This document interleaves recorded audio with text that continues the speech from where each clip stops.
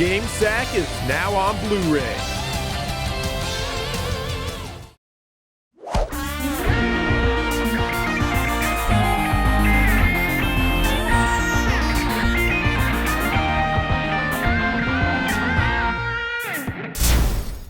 Hello and welcome to Game Sack. We are back with more kart racers. Yeah, and Joe's going to talk about one that everybody loves. Well, they love it? I think they love it. They must, because they mentioned it over and over again. They sure missed it. Which one is that? Are you going to review it first? Yeah, let's talk about it.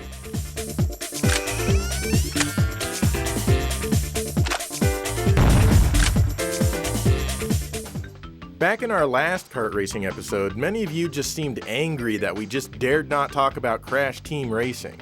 A lot of you left many wonderful and heartwarming comments like, "Shame on you, why didn't you mention Crash CTR on PS1 Best Kart Race? No Crash Team Racing? Really? Such a travesty. No CTR, guys? I can't even comprehend LOL, what a blunder. No Crash Team Racing on No Crash Team Racing on PSX? Episode fail. No mention of Crash Team Racing? Unacceptable. CTR, the original on PlayStation 1, is the best kart game ever. How dare you miss on this CTR, one? You should feel ashamed. Where the hell is Crash Team Racing? Ah, the joys of producing content for the internet. Anyway, here's Crash Team Racing on the PlayStation. To be honest, I've never really cared for the character of Crash and his universe, and that's likely why I ignored it when it was originally released. The adventure mode features a hub world where you go around and select races where you win trophies. Collect enough of these trophies and you get to race a boss character. The bosses tend to be pretty fast and they throw a lot of things at you, but you can usually win after a few tries. Beat the boss and you get a key to the next area. When I reviewed Crash Nitro Kart last time, I compared this concept to Diddy Kong Racing. A few of you got upset and claimed that no, it's a CTR concept. Well, sorry guys, but Diddy Kong Racing came out before this, so I've got to give credit where credit is due. This game copies Diddy Kong. And come on, that's not a bad thing. I like these kind of adventure modes. After each of your races in the first few areas, you'll be greeted with a hint. These are very helpful and describe techniques that are not detailed in the manual. You can get a hang time turbo from... So let's take a closer look at the racing action itself. Generally, the control is pretty good, nice and smooth. You have acceleration, brakes, and of course your item button. This button also stops the shuffling of items when you pick one up. Most of these items are typical for a kart racing game. Some are awesome, some are lame, and the rest are so-so. But overall, I found the items to be very useful in gaining positions as I raced. They're also really handy for making sure that the bosses don't stay too far ahead. On the flip side of this, the items do a huge amount of damage to you when used by your opponents. Often I found myself coming to a dead stop for a second or two after being hit by a certain item. This can be frustrating, but honestly, it's not a huge reason to worry. You can easily catch back up if you're good enough. That is if you have enough time left in the race to do it, but usually you do. You can get turbo boosts in a couple of different ways. The first is to hop with the R1 button off of the top of jumps and large hills. When you land, you'll get a boost depending on how long you were in the air. I really like doing this. For some reason, it's just crazy fun. I do my best to hop off of everything I see, just in case. The other way, of course, is by drifting. You hold down the R1 button to drift. When your exhaust turns black, you gotta press the L1 button and then you'll get a boost. This works, but it's kind of weird, and honestly, I don't really care much for it. I like the way other kart racing games do their power drift boost more. There's a lot of different tracks, and I definitely appreciate the variety. Most of them are pretty well designed, and none of them feel unfair. I am surprised that they put what looks like piranha plants from Mario in this track, though. Sometimes, if you've earned enough trophies, you can try different challenges. Like this one, for example, where you need to collect all of the crystals in the level before the timer runs out. This is pretty fun and it does add some nice variety. There's also an arcade mode where you can compete for a cup or take on a single race. You get to choose from any of the tracks, which is really cool. The graphics are really good for their time and they run at a good speed and a very smooth frame rate. I never experienced any slowdown at all. But come on, these same people made Uncharted 2, so you'd expect it to be good. But then again, they also made Way of the Warrior, so... The music isn't anything tremendously special, really. I mean, it works great for the game, but the second you turn it off, you're probably not going to be humming any of these tunes. That's okay, though. So do I like this game? Yeah, I definitely do. Do I feel like I missed out on it back in the day? Not really. But seriously, check it out. It goes for around $5 for the green label version, and it plays on your PS1, PS2, or PS3. It's definitely a worthy game to have in your collection. Is this game worth being upset over for not being included in one of our episodes? No, don't be silly. See, the world didn't end. We covered it in our next kart racing episode. Anyway, keep making those suggestions because that's where we do get a lot of ideas on what to include in episodes. Just don't be an ass about it.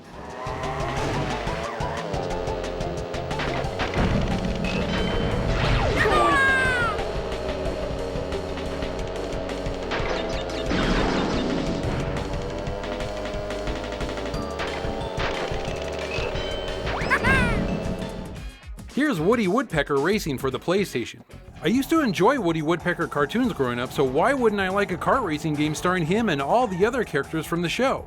The game has a decent presentation. It has 6 playable characters from the beginning and 3 more to unlock in quest mode. The problem with quest mode is that you don't know what the hell you're doing. There's no dialogue boxes or even a cutscene to tell you what your quest is. The only logical reason for the quest mode is to unlock new characters and tracks. And this mode is really tough since you must finish in first place on every race to keep moving forward. I didn't know this, and there were a few times when I finished in second or third only to learn that I had failed to win, and would I like to retry? No way! Well, actually I did. There's also a championship mode where you race on different difficulty settings, but the only thing that happens if you win is that you unlock a harder difficulty. And you don't want that because this game is insanely difficult from the start. For a simple kart racer, the game uses a lot of buttons. It's not hard to learn, but you'll use all 4 shoulder buttons and that can be painful at times. There's a few different control types that you can choose from, so maybe you'll find one that suits your playstyle. One thing that I found that I really liked was that you can hit your opponents who are right next to you, just like in Road Rash. Well, not just like in Road Rash, but similar. I liked this for a while until I found your opponents hit you more than you hit them. Every time you get hit, you come to a stop and this is quite annoying. But this is only the beginning of the annoying things that this game offers. The tracks you race on are decent looking for a PlayStation 1 game, but their design is horrible. There's lots of tight corners and narrow paths that you have to take. You can do a jump move which will put you into a power slide, but it's very hard to control.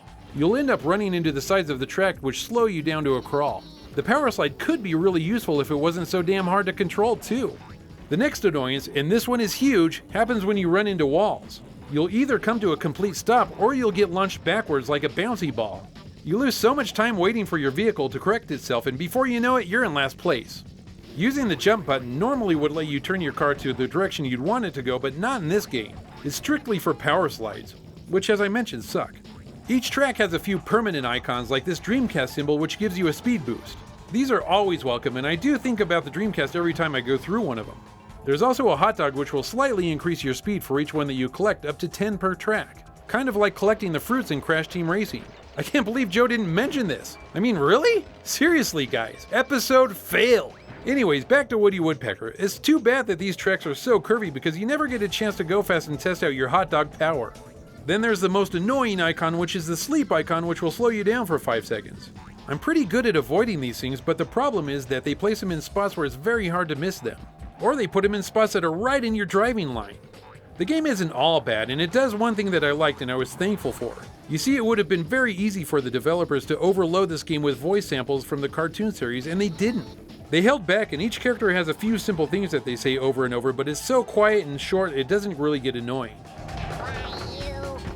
I'm glad that they showed some restraint. Thank you guys. Well, there you have it, Woody Woodpecker Racing. With a few tweaks to the control, we could have had a better than average kart racer. Playing each track over and over will be your best bet at getting anywhere in this game.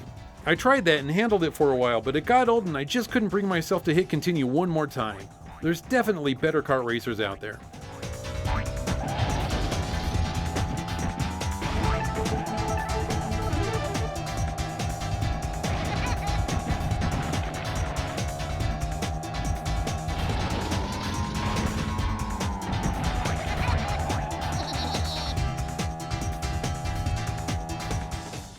Let's check out Looney Tunes Space Race on the Sega Dreamcast. It's also on the PS2.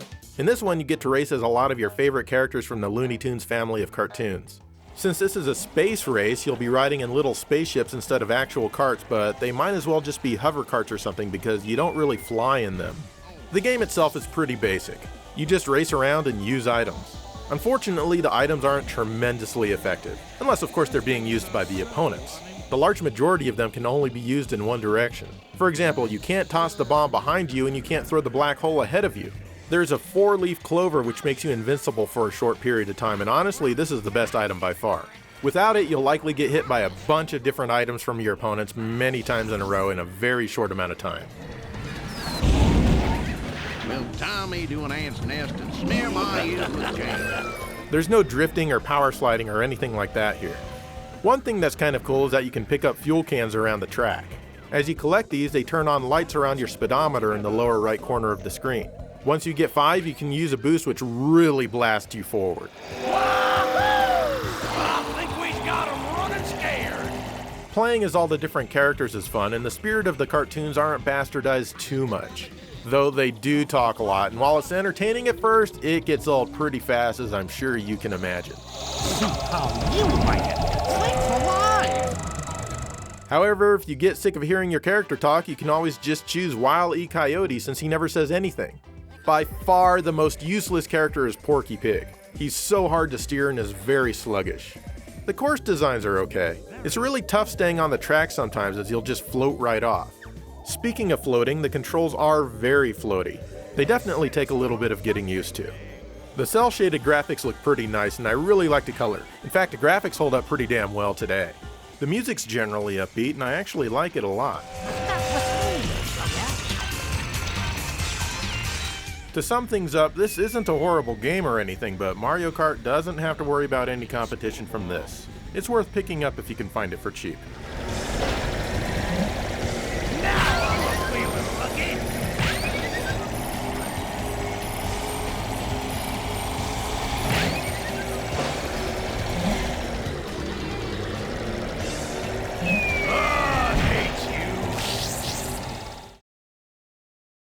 All right, there we go. 3 down, 3 to go. And I don't know. That Woody Woodpecker racing is kind of, I don't know. Woody Woodpecker kind of is in my opinion. I mean, he was okay. He was okay. I kind of enjoyed some of his cartoons. But I got sick of his stupid laugh way back in the day. Yeah, I'm not going to mimic it. Are you?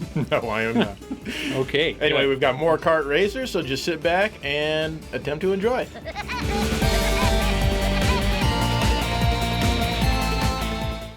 This is F1 Race Stars for the PlayStation 3, developed by Codemasters. The game was also released on the Xbox 360, and there was even a digital-only version for the Wii U. As you can see, it's a kart racing game based on F1 cars. In fact, the game has 12 actual teams from the 2012 F1 season. Also included are 2 fictional teams, just in case you don't like any of the real ones. There's the usual game modes that come with racing games these days: single race, time trial, career mode, and online play. If you just hit play from the main menu, you'll be taken to a single race. This is all great, but I like to tackle the career mode first, as this is where the meat of the game is located. In this mode, there's tons of events to race in, and they're not all just plain racing. There's many different types of things to do, like the refuel race, for example. While it's not my favorite thing to do, it adds variety to the game. In this race, you have a fuel gauge on screen that drains fairly quickly. All over each racetrack, there are little fuel pumps that'll add to your fuel gauge. The thing is, though, that your car goes faster when its fuel is close to being empty. It makes it really fun to see how far you can go without collecting fuel. But there's also elimination races and just plain old racing that we all know and love. Just like other kart games out there, this game has a weapons system.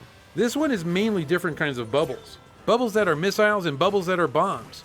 Also the usual speed bursts, and even this one where you change places with somebody ahead of you. Hey look, I just went from last place to first just like that. That's great! Actually, I'm not too fond of this one as it feels too much like cheating. Then there's a few that I don't understand, like this safety car. Is another racer activating this? Does it slow everybody down or just me? I looked in the instruction manual at power-ups and it just says to try them all because they'll help me. Oh, thanks for the insight. So not only do weapons slow you down when you get hit, they'll also damage your car. When your car is damaged, it slows down and the only way to get it back in top shape is to make a pit stop. Well, you don't really need to stop, but you do slow down as your car is being worked on. There's no power sliding in this game, and at first I was a bit disappointed as this is a good way to keep up your speed and get a speed boost. Instead of this, the developers made these blue and white parts around some of the corners in each track. It's called the curve system for some reason, and when you're going around a corner you just let off the throttle and push it again. This will build up a speed boost. You can do this up to 3 times while you're on the blue and white area, and you get a huge boost from this. It's easy to get used to and really will help you keep up or keep you in front of everyone. I really like the track designs. From what I understand, they're loosely based on the real tracks from the F1 circuit. And I mean loosely because look at all the animation and craziness that's always going on while you race. I love these tracks for the rich, detailed environments. They're hugely colorful and just really fun to race on. The only problem that I've found with this game is that there's a bit of screen tearing here and there. It's definitely noticeable, but it didn't take away from any of the enjoyment I had. And yes, I did enjoy this game immensely, and it is a gem for the PS3 that I think a lot of people have overlooked. Believe it or not, online mode is still up and running. I was sure this would have been taken down a long time ago, but there still is a community of racers out there. Do yourself a favor and try this one out. You can get it new for about $15 and it's well worth that.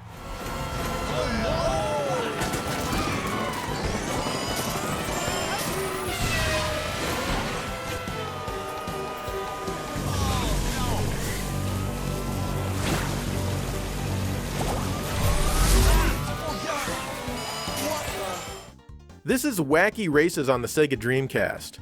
This is based on the cartoon of the same name, which I don't think I've ever seen in my entire life because none of these characters seem familiar at all. And if the game is anything to judge by, I don't feel particularly bad about that.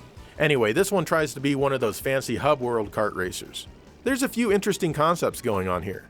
The first is each character has their own items assigned to them. As you race, you'll see coins scattered around each track. Each item costs a certain amount of coins to use.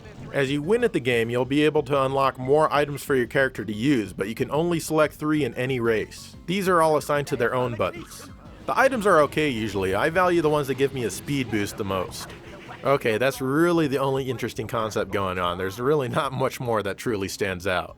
Of course, you'll need to race against boss characters from time to time. You've been locked! There's also a battle mode which most respectable kart racers tend to have. But I've got to say that this game just doesn't do it for me. The control is very sluggish and most of the cars seem to have an extremely large turning radius. You can drift and that'll help you turn more sharply, but really the cars could use improved control.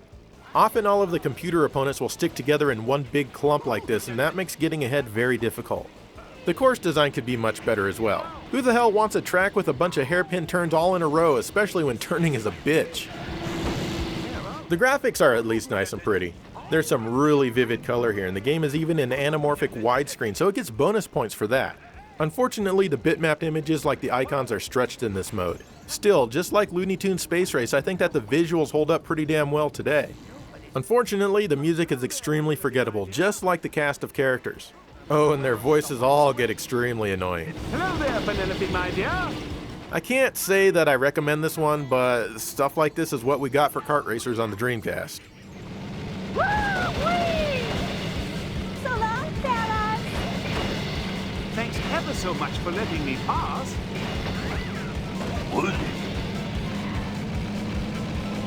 Oh, are you all right? This is Battle Racers by Band Presto for the Super Famicom. It's really hard to see, but if you look close enough, the majority of these characters are riding something. It may not necessarily be a kart, but the gameplay fits the karting style, so I'm gonna include it. You gonna come and make something of it? In all reality, the game feels like a cross between Mario Kart and F-Zero. The game features 4 playable characters from the Band Presto and Bandai series. You can choose from Ultraman, Kamen Rider Zo, Battle Knight Gundam, and Fighter Roar. Yep, I've only heard of half of those two. Picking your racer feels a lot like F-Zero in the way that the stats are laid out. There's a graph showing acceleration, and other attributes are ranked with a letter grade. For me, it's all about handling, so I picked Ultraman as he has an A rating. And you'll definitely want good handling in this game once you get a look at the tracks you'll be racing on.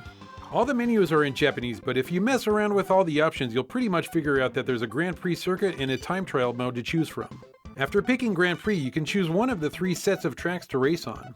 There's a 4th set that you can't choose that you need to unlock by winning the first 3 sets.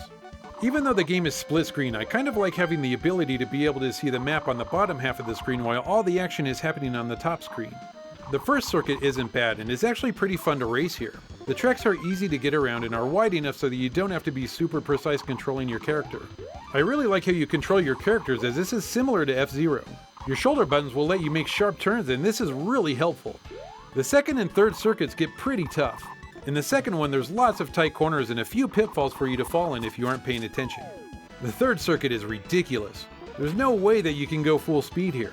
There's so many turns and areas for you to fall into that I found that I was constantly letting off the throttle just to keep from going off the side. Also, the tracks are a lot more narrow, so you have to try and be more precise with your controls. And to top it all off, you're always trying to avoid running into your opponent's bombs. There is a weapon system in this game and it works like most other kart games out there, but it just isn't as robust. Honestly, there's only 5 things that you can get. A speed up, which of course gives you a speed boost, an HP up which will refill a bit of your life bar, another thing that will give you invincibility. Then there's your character's special weapon, which I miss when shooting at my opponents more often than I hit. But when you do hit your opponent, they turn into a sad pile of jelly. And finally, this thing that'll make all your opponents turn into a sad pile of jelly. That's it for weapons, and it gets bland fairly quickly. Other things that are bland are the backgrounds and music. There's absolutely nothing going on outside the track that you're racing on, and there's nothing at all interesting to look at. And the music is average at best, and you won't even notice it's playing since it's so boring. The game isn't completely useless, and I did have a little bit of fun while I was playing it, but I really don't feel the urge to play it ever again.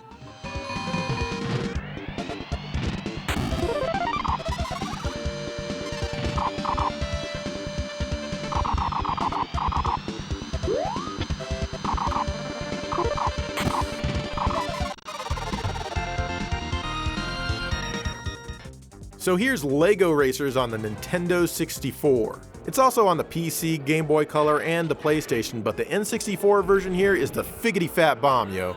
Now this one might be aimed at a younger audience, but playing it, you probably won't even know it. Basically, you start by choosing a racer and then competing in different cups. By beating one cup, you unlock the next, and so on and so forth. The racing action seems fairly standard at first. You collect colored Lego blocks to get items to use. Each color is its own specific thing, and there's only like 5 different colors. But the white blocks, those are the special ones. With these, you can combine with other blocks to create totally new items, and honestly, this idea is pretty refreshing. You can collect multiple white blocks at a time, so there are a bunch of different items you can actually get. For example, the green block normally gives you a speed boost, right? If you collect the white block first and then a green block, you get a double powered boost. Collect 3 white blocks and then a green one to warp through a wormhole. You can also combine colors like collecting a red, then a white, and then a blue, for example. There's lots of possibilities here, and it really makes the game a lot of fun. The control is generally pretty good, though I did have a hard time being precise with my kart in the beginning. That said, it does take a bit to get used to, but once you do, you should be fine. You can drift with the R button fortunately, and this definitely helps around tight corners. The courses are pretty nice, and there's a lot of variety throughout the multiple cups. They all feel very Mario Kart-ish in their design, and honestly that's a good thing. If you're gonna copy from the best.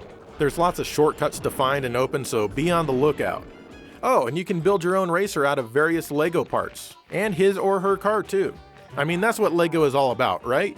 You can test your car and drive her out on a test track and then go back and make revisions if need be. Yes, you can even use your creation in the circuit race part of the game. As you beat each cup, new Lego parts will be made available for you to use in the creation area. The graphics get the job done. As expected, they're blurry, but honestly not really foggy at all. The colors are mostly muddy and dark, but there's a few bright ones here and there. Like I said, it gets the job done, but it didn't necessarily do that job well. The sound and music fit the game, and nothing really stands out, good or bad. Well, actually, I like how nobody has one-liners that I'm constantly listening to in each race. This is very refreshing after playing Looney Tunes Space Race and Wacky Races. This game has a lot of value, and it'll definitely keep you interested. I mean, it's not the end-all, be-all of kart racers or anything, but it is a nice little surprise, at least it was for me. There is a sequel on the PS2 and Game Boy Advance, but I'd like to see a more modern HD sequel. I think it'd sell, don't you?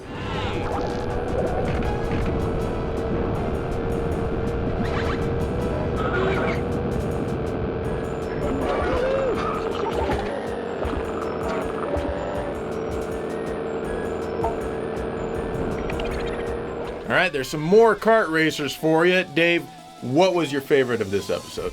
I think definitely F1 Race Stars. I really was impressed with that game. Actually, I was surprised that something like that even existed. Yeah, seriously, I think it went under the radar. Nobody really knew about it. I played a demo of it just blindly, and I ended up buying it. It was so fun. Nice. So, yeah, and it was cheap too. Yeah, nice. How about you? Gonna have to go with Crash Team Racing. Oh, really? Good. All right. Everybody should be very happy. But they are not going to be happy because next time we cover kart racing games, it's not going to have Crash Team Racing, and they're going to be Where's CTR? Yeah, exactly. You forgot it. Anyway, what are some of your favorite kart racing games? Let us know once again, and thank you for watching GameSack.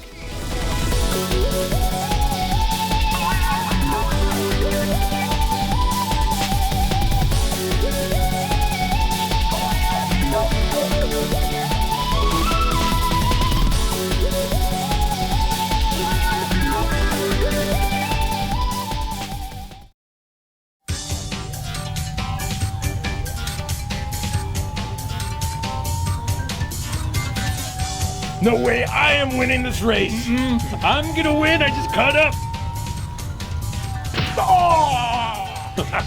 I am gonna win, I tell you. My secret weapon. No!